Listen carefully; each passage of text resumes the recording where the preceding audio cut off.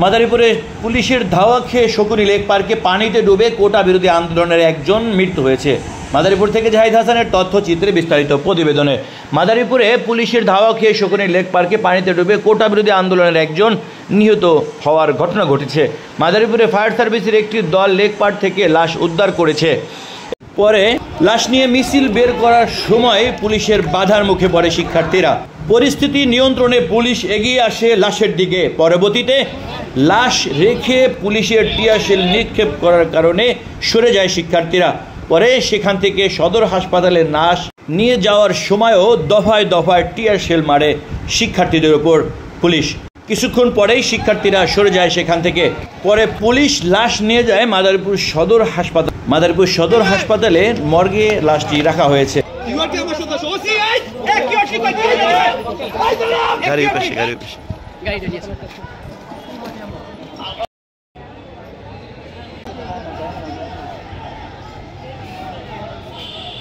বর্তমানে সার্বিক পরিস্থিতি পুলিশের নিয়ন্ত্রণে রয়েছে বলে জানিয়েছেন জেলা পুলিশ। এ ঘটনায় আহত শিক্ষার্থী সহ অন্যান্যরা মাদারীপুর সদর হাসপাতালে চিকিৎসা নিচ্ছেন।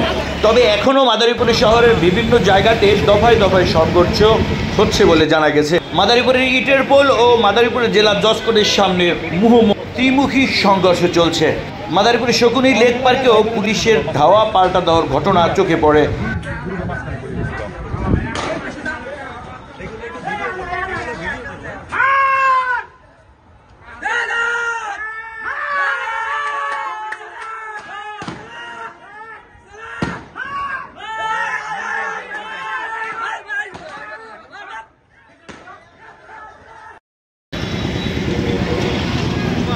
এ ঘটনায় সকাল থেকে প্রায় দুপুর ৩টা অবধি মাদারীপুরের শকুনি লেক পার্ক সহ ইন্টারপোল জজকোর্ট মোড়ে অতিরিক্ত পুলিশ মোতায়েন করেছে। এছাড়া র্যাবও মাদারীপুরে শক্ত অবস্থানে মহড়া দিচ্ছেন। এ ঘটনায় একজন শিক্ষার্থীকে আটক করেছে পুলিশ। তবে এ ঘটনায় কী পরিমাণ হতাহতের ঘটনা ঘটেছে সেই বিষয়ে জানা যায়নি এখনো কোনো তথ্য। এ ঘটনায় এখনও মাদারীপুরের শহরের বিভিন্ন জায়গাতে ধাওয়া পাল্টা দেওয়ার ঘটনা চোখে পড়ছে।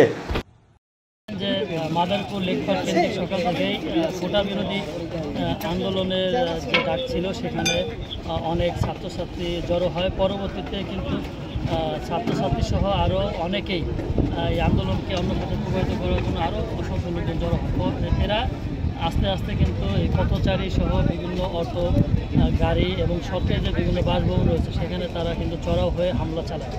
এই সরকারি যানবাহনের উপর রক্ষার জন্য সাথে সাথে পুলিশ তাদের নিবৃত্ত করার জন্য তাদেরকে প্রাথমিকভাবে নিবৃত্ত করার চেষ্টা করে। তারা শান্ত না হলে তখন পুলিশ লাঠিচার্জ করে। এক পর্যায়ে আন্দোলনকারীরা পুলিশকে লক্ষ্য করে ইট পাটকেল সহ পটকা এবং কাচের বোতলও ছুঁড়ে মারে। তো পুলিশ সরকারি যানমাল এবং এখানে অনেক গুরুত্বপূর্ণ ব্যক্তিদের বাসভবন আপনারা জানেন লেক পার্ক কেন্দ্রিক রয়েছে, এই রক্ষার্থে পুলিশ তখন তাদের ধাওয়া করে এবং পুলিশ শটগানের ফায়ার করে। তো পরিস্থিতি ঘোলাটে হওয়ার পরপরই আমাদের পুলিশ স্যারের নেতৃত্বে মাদারীপুর জেলা পুলিশের সর্বোচ্চ সংখ্যক পুলিশ শহরের বিভিন্ন জায়গায় মোতায়েন করা হয় এবং শহরের বিভিন্ন জায়গায় থেমে থেমে ধাওয়া পাল্টা দেওয়া হয়।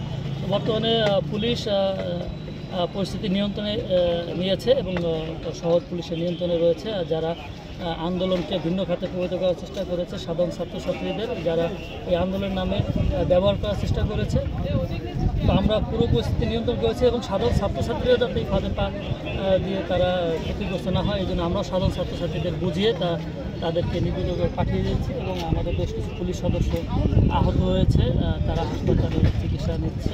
তো আমরা এখন পরিস্থিতি নিয়ন্ত্রণে রেখেছি। আমরা আশা করি শহরে যাতে ক্ষয়ক্ষতি না হয় এবং শহরের মানুষ যাতে নিরাপদে থাকে এই জন্য পুলিশের জন্য সর্বোচ্চ করণীয় যেটা সেটা আমরা সেই ব্যবস্থা রাখবো।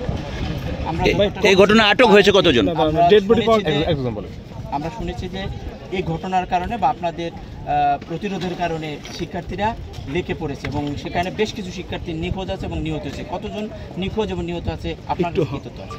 আচ্ছা, ঘটনা দেখেন অনেক ঘটনারই সুযোগ সুবিধা অনেকেই বিভিন্ন সুযোগ সন্ধানী থাকে। এটা আসলে তদন্ত ছাড়া বলা যাবে না কীভাবে কী হয়েছে। তবে আমরাও শুনেছি যে একজন নিখোঁজ ছিল, পরবর্তীতে ফায়ার সার্ভিস একটি লাশ উদ্ধার করে সেটি এখন হাসপাতালের মর্গে রয়েছে। তো আমরা এর বাইরের বিষয়ে পুলিশ কতজন আহত আছে এবং ওই আন্দোলনকারীরা কতজন? এটা এখন এই মুহূর্তে বলা সম্ভব না, কারণ শহরের বিভিন্ন জায়গায় পুলিশ ভিন্ন ভিন্নভাবে মোতায়েন ছিল।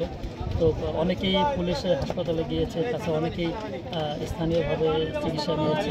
তো আমাদের বেশ কিছু পুলিশ সদস্য আহত হয়েছে, এটাই আমি বলতে পারি। কতজন আটক আছেন আপনাদের?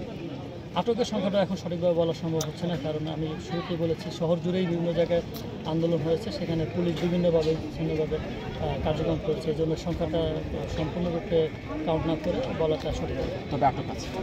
আচ্ছা, একটা লাস্ট যে পুলিশের যে আপনাদের প্রতিরোধ করার সময় বেশ কিছু দেশীয় অস্ত্র দিয়ে মহড়া দিয়েছে একটা মহল, এই মহলগুলো কারা এবং তাদের এই দেশীয় অস্ত্র উদ্ধারে আপনাদের কোনো ভূমিকা নেই কেন? না, আমরা আসলে যারা আন্দোলনকারীরা সরকারি জানমালের দিকে লক্ষ্য করে ক্ষতি করছে, আমাদের লক্ষ্যটা কিন্তু ছিল তাদের নিবৃত্ত করা, যাতে ক্ষয়ক্ষতি না হয়। এর বাইরে আমাদের মনোযোগ ছিল না। আমরা চেষ্টা করেছি যাতে এর মধ্যে সাধারণ ছাত্রছাত্রী যারা তারা ক্ষতিগ্রস্ত না হয় এবং এর শুধু অন্যান্য যারা সরকারি জানমালের যাতে ক্ষয়ক্ষতি না করে, আমাদের ফোকাসটা ছিল সেটা।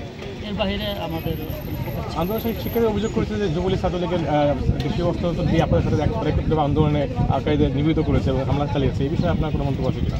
পুলিশ বাংলাদেশের জন্য কাজ করে, আমরা বিধিবিধান অনুযায়ী আইন অনুযায়ী কাজ করি। আমাদের অন্য কোনো কারো সাহায্য সহযোগিতা নেওয়ার সুযোগ নেই। আমরা আমাদের পুলিশ নিজস্বভাবে কাজ করছি, এর বাইরে আমার জানা নেই।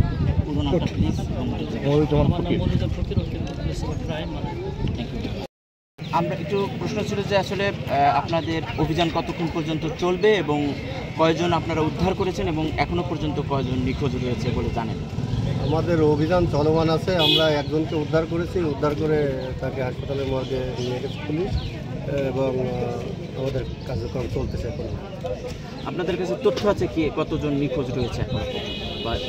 এইভাবে কোনো তথ্য পাইনি। এখন এই জায়গায় বিভিন্ন ধরনের লোক একজন এক কথা বলে, আমাদের কাছে নির্দিষ্ট কোনো তথ্য নেই। কিসের ভিত্তিতে তাহলে আপনি খুঁজতেছেন? আমাদের ফোন দিছিল, ফোন দেওয়ার পর বলছে যে এই জায়গায় লোক মিসিং আছে। আমরা ওইভাবে বিভিন্ন জায়গা থেকে ফোন আসে, পরে আমরা একজন উদ্ধার করি। নিহত ব্যক্তির নাম পরিচয় আমরা জানতে পারি না, এটা আমরা উদ্ধার করা মাত্রই ছাত্ররা আমাদের কাছ থেকে এটা নিয়ে গেছে। আপনার কতজন সদস্য কাজ করছেন এই উদ্ধার অভিযানে? আমার এই জায়গায় 4 জন ডুবুরি আছে আর ফায়ার ফাইটার আছে 4 জন। আহাদুজ্জামান ভাই, আপনার ডেজিগনেশন? শেখ আহাদুজ্জামান ও এরাজন ইন্সপেক্টর। কি অবস্থা? একটাই তো পাইছেন লাশ, আর ওই যে দ্বিতীয় মানে সন্দেহতে আছি আমরা কয়টাতে, কয়জন লাশ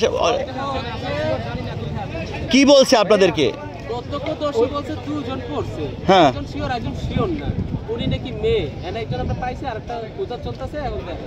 আচ্ছা, আমরাও শুনেছি যে আরেকটা মেয়ে রয়েছে নিখোঁজ। হ্যাঁ হ্যাঁ, ওটা সবাই শিওর না। সেটা শিক্ষার্থী নাকি? শিক্ষার্থী নাকি? হ্যাঁ, শিক্ষার্থী। এখন কি অবস্থা, আপনারা কেমন দেখছেন? আপনারা তো টই টই করে খুঁজছেন। আমরা তো একজন পাইছি আর একজন খোঁজা চলতেছে, এখন কাজ চলতেছে। কয়জন কাজ করছেন আপনারা এই টিমে? 4 জন ডুবুরি কাজ করতেছে। এসিলুঙ্গা সুপার মার্কেট ইতালি এখানে নিত্য প্রয়োজনীয় সকল পণ্য পাওয়া যায়। মাওরো ফ্লাওয়ার শপ মিলানো ইতালি এখানে সকল প্রকার ফুল সুলভ মূল্যে পাইকারি বিক্রি করা হয়। আপনারা দেখছেন এন বাংলার নিউজ।